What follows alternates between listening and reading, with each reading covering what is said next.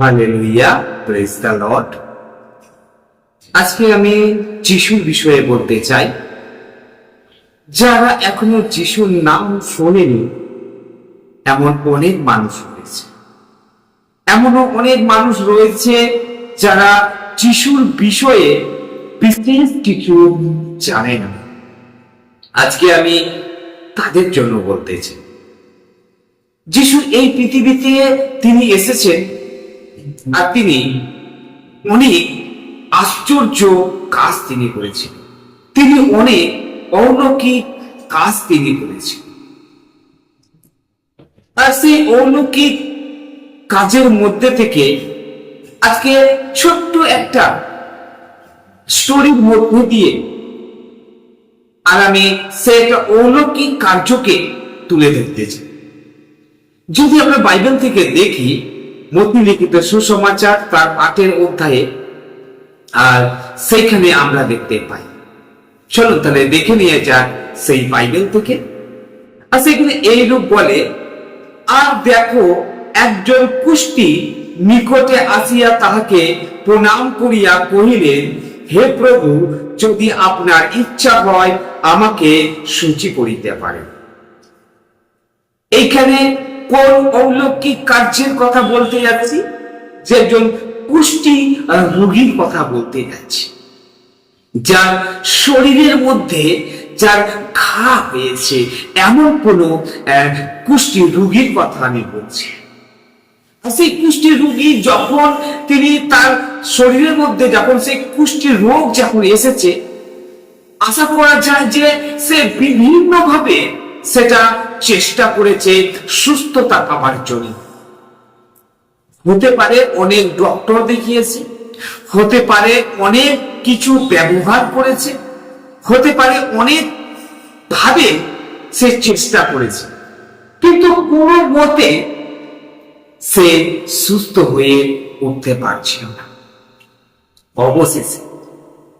অবশেষে সেই কুষ্ঠী রোগী আর তিনি যিশুর কাছে আসেন।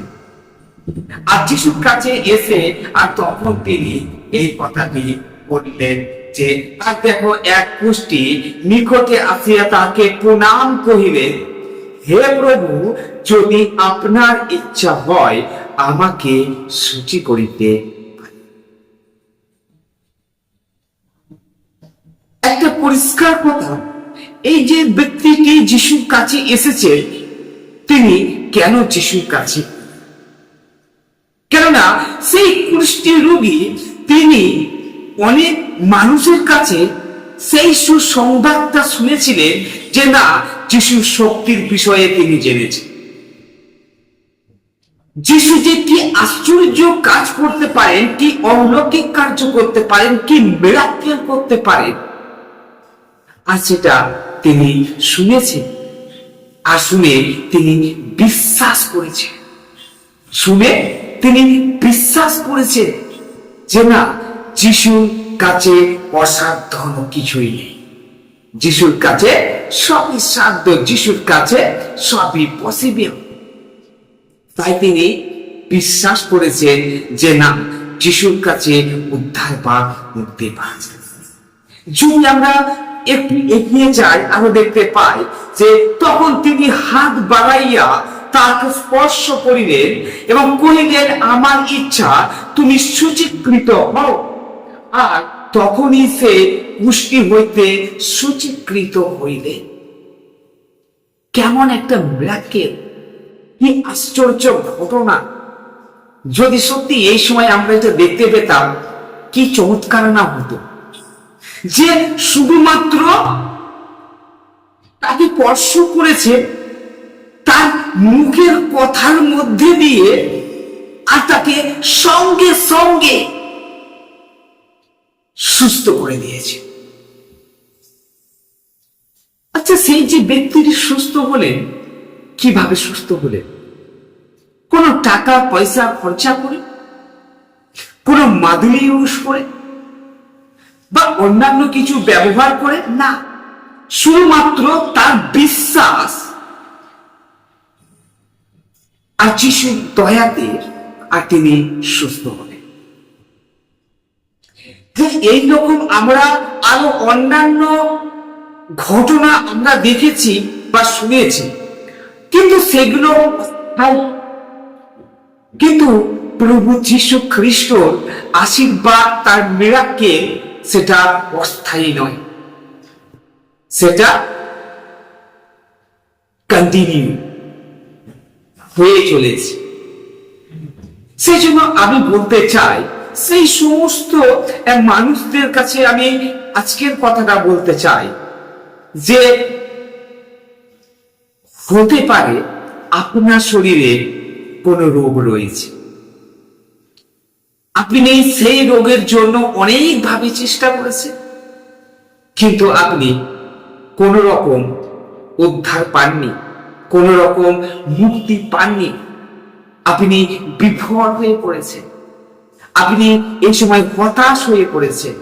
হয়তো আপনি ভাবছেন আর আমার চান্স নেই, আর আমার আশা নেই, কিন্তু আমি আপনাকে আশা দিতে চাই। প্রভু যীশু আপনাকে ডাকছে।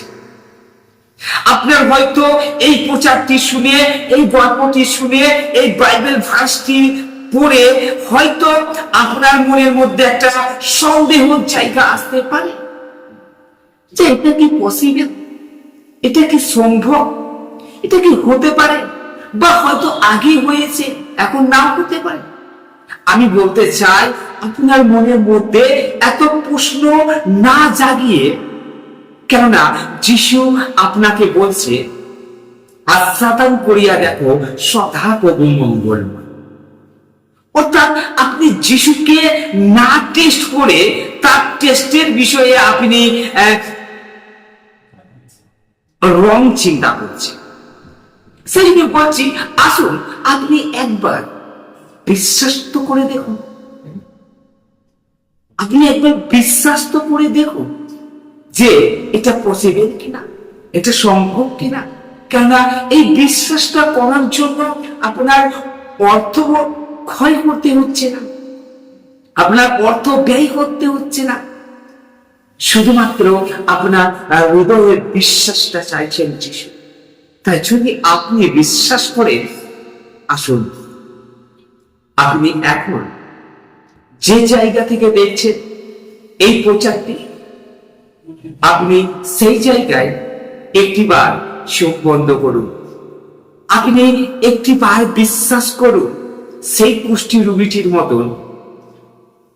আপনি একবার হৃদয় থেকে বিশ্বাস করুন, আর দেখুন যিশু আপনার জীবনে মিরাক্কেল ঘটাবে। আপনি যদি বিশ্বাস করে থাকেন, আপনি প্রার্থনা করুন, আপনি বিশ্বাস করুন, দেখুন যিশু আপনাকে সুস্থ করে দেবে। আমি বিশ্বাস করি আজকের এই বাক্য আপনাকে পথ দেখাবে, বিশ্বাস করতে সাহায্য। আমেন।